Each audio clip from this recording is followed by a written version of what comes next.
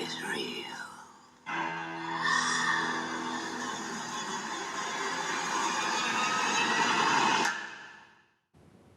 Hello everybody, welcome back to Screenstars. I'm here today to bring you my review for the 2022 horror film The Accursed, a film that is directed by Kevin Lewis and it stars Sarah Gray, Meg Foster, Sarah Dumont, Mina Savare and Alex Knapp.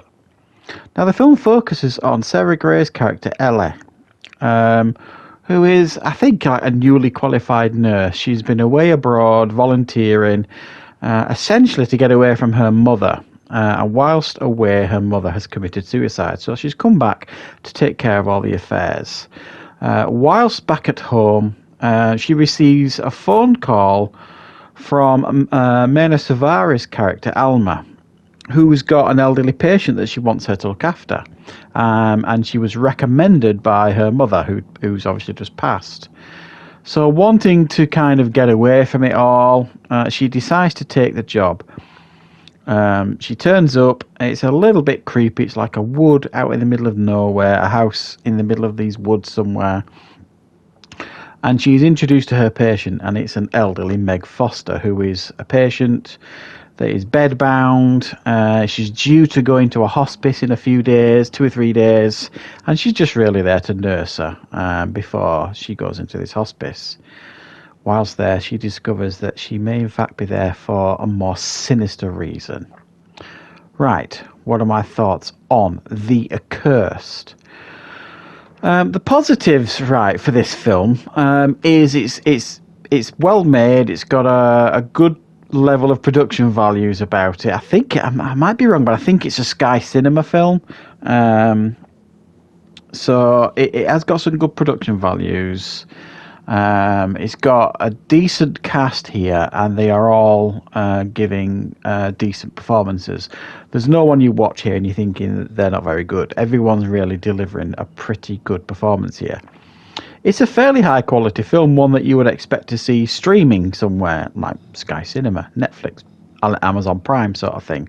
It's that kind of level. It's decent, well-made horror film. Beyond that, it kind of leans heavily into films that you've seen many times before. There's nothing really particularly original about this film at all.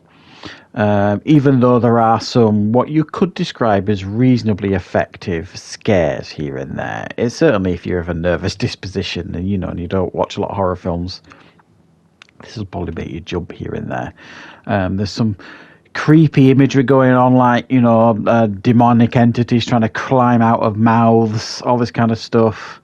But the rest of it kind of gets a little bit convoluted. The film kind of struggles, I think anyway, to really tie all these characters together. So this Ellie character, who's come back to sort out her mother's affairs, who's committed suicide, you don't really get a clear picture of their difficult relationship. You get a little bit through conversations and a couple of flashbacks here and there, but you're not picking up an awful lot of information, and what you do pick up is very bitter, and you don't get much. It's one of those films that could actually do with a little bit of exposition, and what you do get, you don't get enough of, and it doesn't make an awful lot of sense. And other characters as well. There's other characters that turn up in this film that you see right at the beginning when we're introduced to the Meg Foster character. When she's not like infirm and lying on the bed, she seems to be some kind of witch. So at the beginning of the film, you're introduced to a whole new set of characters, and they are introduced later again into the film. And it just seems like a lot of characters are kind of written in for convenience, and they don't seem to fit the film, or there's not particularly well fleshed out and written at all. It just seems like a lot of them are just there for the sake of the film. And it as usual, you've got characters here that you're thinking straight away, yeah, you're dead. The best friend thing, you know what I mean, who's starting to research and look into this, that, and the other. You're just kind of thinking, well, you've had it. It's certainly bearable, and it's certainly watchable, this film, and I do think at times it's fairly effective. It's a fairly middling horror film that'll A couple of wincing-juicing scenes sort of thing here and there. I think what does stand out here is quite a menacing performance by Mena Suvari, and if you recognise that name and that face, she was in the American Pie films years ago. I've seen her pop up in, straight to DVD type films for the last decade or so here and there. I've reviewed a number of them on this channel, I'm sure. And she gives really quite a sinister performance here.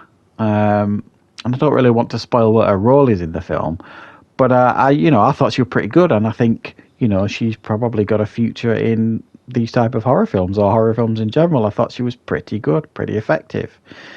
And I thought the lead character of Sarah, played by Sarah Gray, Ellie, was pretty strong, you know what I mean? But I think the film, unfortunately, leans far too heavily into traditional, overly familiar horror tropes. It doesn't stand out, and it doesn't feel overly original at all. It just kind of sits somewhere in the middle in the horror genre, and many aspects of the film will kind of have you scratching your head as to thinking, right, okay, what does that mean? Why has that happened? What does that mean? And you're trying to remember and think, okay, how does that tie together? And it all feels a bit messy, and I don't necessarily think they explain themselves particularly well. But it's a fairly average horror film. It's certainly, I've seen a hell of a lot worse, put it that way. So I'm going to give it a 5 out of 10. I think some people will watch this and quite enjoy it. Some people will watch it and think it's not very good at all. And I'm somewhere in the middle, I suppose, which is why I've given it a 5 out of 10. So let me know what you think if you've seen this film, and I will, of course, be back with more reviews and content on the channel very, very soon.